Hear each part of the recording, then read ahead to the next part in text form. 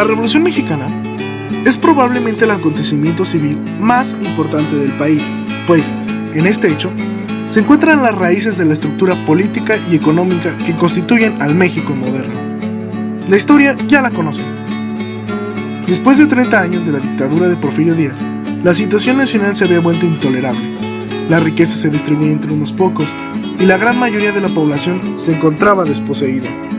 Para 1910, año en que estalla la Revolución Mexicana, los trenes jugaban un papel importante en el contrabando de armas, ya que México contaba con 19.748 kilómetros de vías férreas y, por supuesto, porque el Ejército Federal, al servicio del régimen de Porfirio Díaz al inicio de la Revolución y de Victoriano Huerta más tarde, lo usó para el transporte de caballos, artillería y, por supuesto, de armas provenientes de los Estados Unidos. El Ejército Libertador del Sur, de Emiliano Zapata, se especializó en volar puentes y rieles para obstaculizar el movimiento de los trenes militares federales.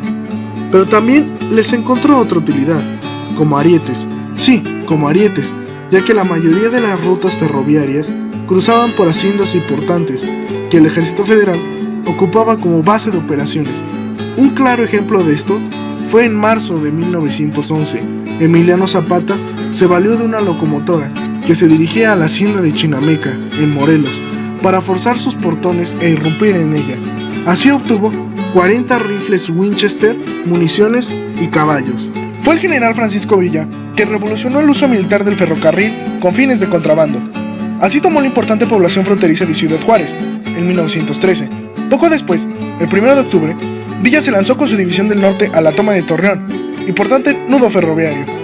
Ahí ganó un botín de guerra consistente en 11 cañones, 335 granadas, 299 fusiles, 500,000 cartuchos, 5 ametralladoras, 39 locomotoras y gran cantidad de furgones, jaulas y plataformas, que le ayudaron a sustentar la revolución en sus primeras etapas. Pero no todo el contrabando de armas se basaba en asaltar trenes federales o en irrumpir en bases militares. También se debió al uso de las soldaderas. Poco se ha hablado sobre el papel fundamental que jugaron las soldaderas durante la revolución, pues no solo proveían alimento, lavaban la ropa, curaban a los heridos, preparaban las cartucheras para la hora de la batalla, sino también actuaban como contrabandistas de armas y municiones entre la frontera de México y Estados Unidos, en ciudades tales como Columbus, Nuevo México, Nogales, Arizona, El Paso, Texas, entre otras.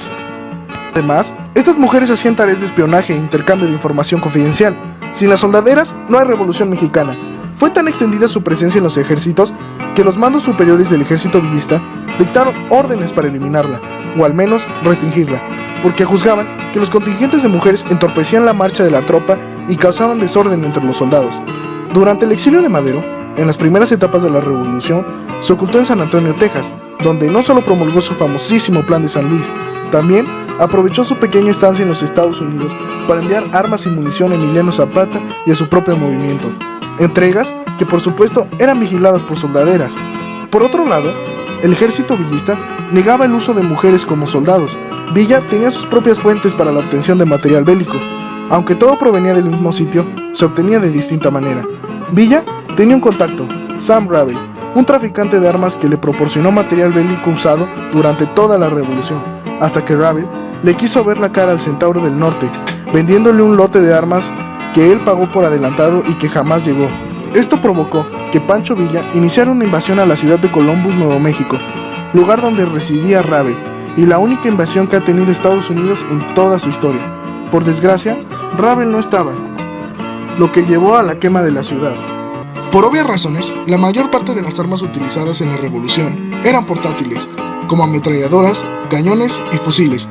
Fusiles como el fusil Mauser, calibre 7.92 milímetros, de origen alemán, traídos durante la guerra contra Francia, y como botín de guerra, la carabina Winchester 30-30, 7.62 milímetros, de origen estadounidense, utilizada principalmente por Emiliano Zapata, ya que era muy comerciable en el mercado de armas.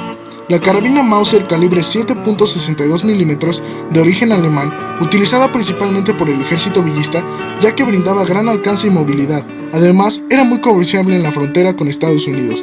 El fusil Springfield 7.62 milímetros, de origen estadounidense, y traída a México principalmente por maderistas. Las más mortíferas eran las ametralladoras. Se usaron 3 en particular: La ametralladora British Lewis de 7.92 milímetros de origen británico, traída durante la guerra con Francia y como botín de guerra, utilizada por el Ejército Federal. La ametralladora Colt calibre 7.70 milímetros de origen estadounidense, comerciada principalmente por villistas y maderistas. La ametralladora Pickers calibre 7.70 milímetros de origen británico, utilizada principalmente por zapatistas, ya que era la única ametralladora que era fácil de montar y no requería muchos ayudantes, además que era la más utilizada por el Ejército Federal. La artillería reglamentaria del Ejército Federal consistía en unidades de campaña, Schneider Cannet y Saint-Chamond, los dos de origen francés. Estas últimas habían sido traídas para dar realce a las fiestas del centenario de la independencia y también en calidad de muestra proporcionadas por compañías interesadas en vender material de guerra y después robadas por los ejércitos de la Revolución. Y asimismo, a finales de la Revolución, el tráfico de armas tomó la vida de los principales caudillos mexicanos. Emiliano Zapata, asesinado en la hacienda de Chinameca en una emboscada donde fue engañado con la promesa de armas y munición para su causa, al igual que Francisco Villa, muerto en una emboscada en Parral por miembros del servicio secreto de Huerta cuando se dirigía por un cargamento de armas en Chihuahua. Pero la Revolución Mexicana se extiende más allá de todos estos hechos, aún más de 1920, según la versión oficial, y mucho después de 1940, como algunos historiadores argumentan. Se remota a la actualidad, al siglo XX, ya que no ha cambiado en nada los lugares y las maneras de conseguir las armas. Un ejemplo, julio del 2010, un juez federal emitió la primera sentencia en un caso de contrabando de armas a México, que involucró a un alcalde, un jefe policial y a un concejal de la ciudad fronteriza estadounidense de Columbus. ¿No les suena Columbus? Sí, la misma ciudad que atacó Villa y de donde procedía su principal distribuidor. Meses después, San Antonio, Texas, se decomisó un cargamento ilegal de armas que se dirigía a México, la misma ciudad donde Francisco I. Madero conseguía sus armas, así como otros hechos de suma importancia. Más de 100 años nos separan con nuestros antepasados, y la sociedad no ha cambiado en nada. En conclusión, el tráfico de armas no ha terminado, simplemente cambió de personajes, y nos hace ver que el pasado es una réplica del presente, y si queremos dar marcha a un futuro mejor, debemos entender los errores de nuestros antepasados y enmendarlos, para así conseguir un país mejor.